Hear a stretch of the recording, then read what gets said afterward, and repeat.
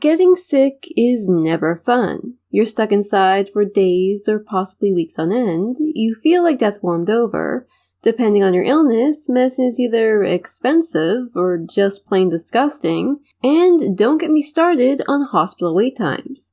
And my country has universal healthcare. But while we can all agree that getting sick sucks, we should all count our lucky stars that we live in the 21st century. Prior to the 19th century, most of the cures prescribed by doctors were more like a form of torture than actual medicine. During the 17th and early 18th century, mummies, toxic plants, and several kinds of feces could all be found at your local apothecary's office. And you think medicine today smells bad. However, while many of these treatments were unscientific and often hazardous, there's one type of medicine developed in the 18th century that we still use today. Vaccines. The history of vaccines begins with a man named Edward Jenner, a doctor born and raised in the English town of Berkeley. While treating patients in his hometown, Jenner became aware of a folk tradition which stated that people who contracted cowpox were immune to smallpox.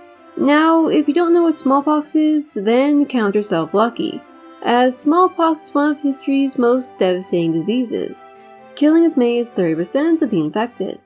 Cowpox, on the other hand, is a disease that can be transmitted from cows to humans, and though it shares the same genus and some of the same symptoms as smallpox, it generally isn't fatal.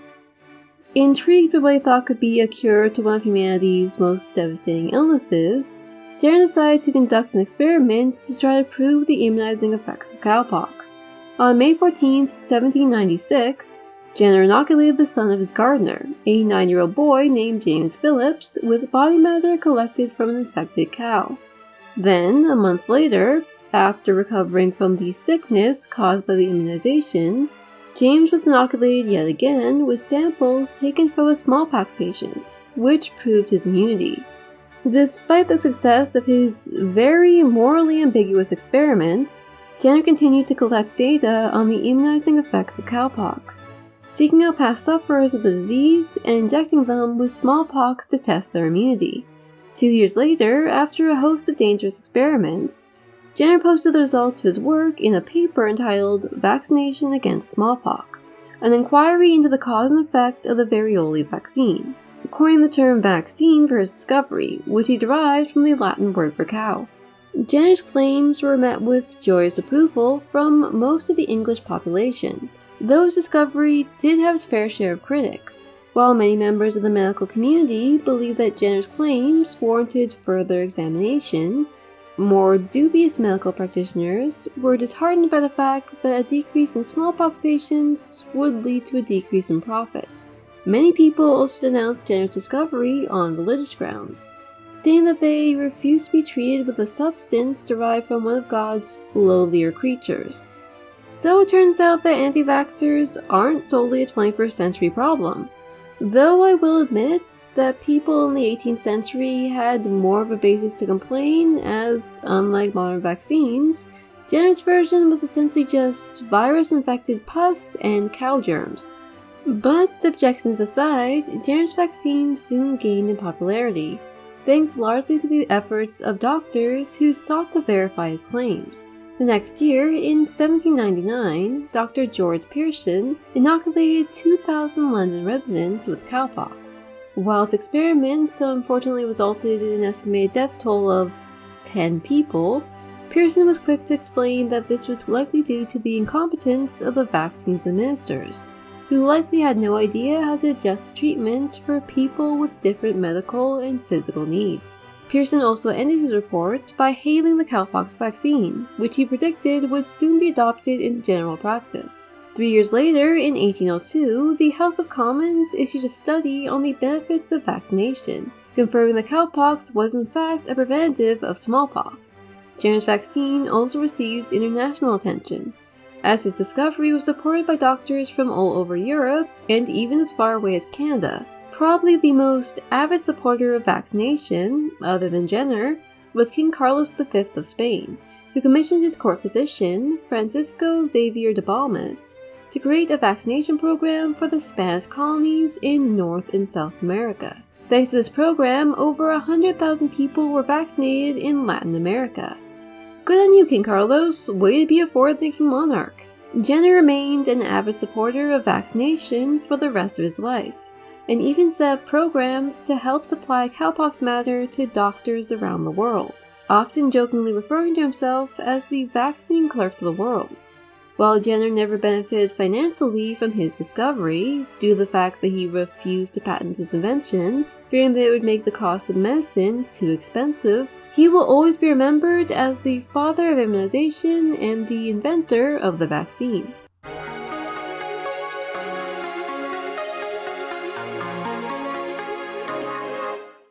If you know anything about the science of vaccines, you probably have a few questions regarding Jenner's cowpox vaccination. Like, was it safe? I mean, if somebody today came up to you and asked if they could inject you with viral matter sourced from a cow in an attempt to protect you from a dangerous disease, you'd probably have some concerns. However, conceptually, Jenner's vaccine isn't that different from modern versions. Modern smallpox vaccines contain a sample of the vaccinia virus, which, just like cowpox and smallpox, is a card-carrying member of the genus Orthopoxvirus. Just like in the days of Jenner, modern recipients of the smallpox vaccine are injected with a living sample of vaccinia virus, albeit one that's been modified so it's no longer dangerous to humans. This virus is used to evoke a response from the immune system, thus training it to recognize and respond to a possible threat.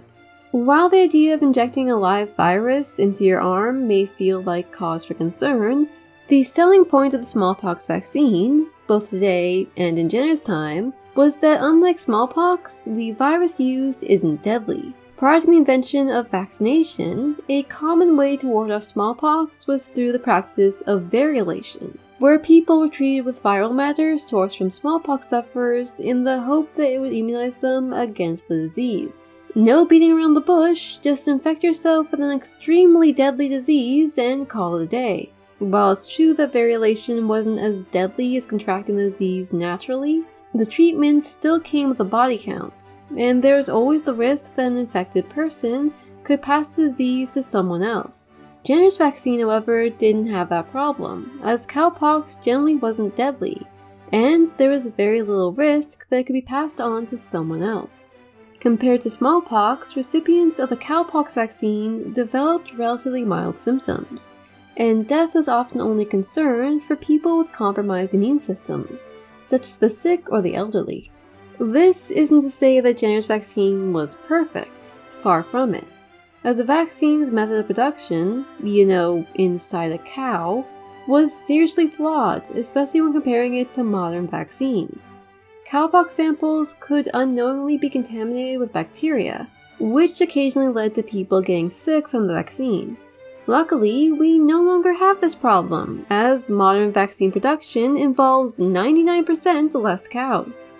Vaccines today are created in laboratories, treated with preservatives to ward off the risk of possible bacterial or fungal infections, and very few contain living viral samples, while those that do have been modified to be harmless to humans. Some of these living viral strains are grown in animal cells for multiple generations, which causes them to mutate so they no longer attack human cells, while others are cultivated in low temperatures, so they lose their ability to replicate in the warmer environment of the body. So, while Jenner's vaccine was definitely not perfect, it was a crucial first step in a war on disease, which resulted in the production of numerous other vaccines, and the eventual eradication of smallpox, as the World Health Assembly declared the world smallpox-free on May 8, 1980. I'm Silver Jade, saying please remember to listen to your doctor and other healthcare professionals, as in a time of crisis, science is the best tool we have to help keep ourselves and our families safe. Oh, and if you still want to support your local library, even during a pandemic, might recommend Overdrive. This app is free to download from the Microsoft Store, and allows you to keep up with your reading on the cheap while all the public libraries are closed. All you need is a library card, and you can download tons of books for free because, well, it's the library. But to everyone watching, please remember to stay safe, and I'll see you next time.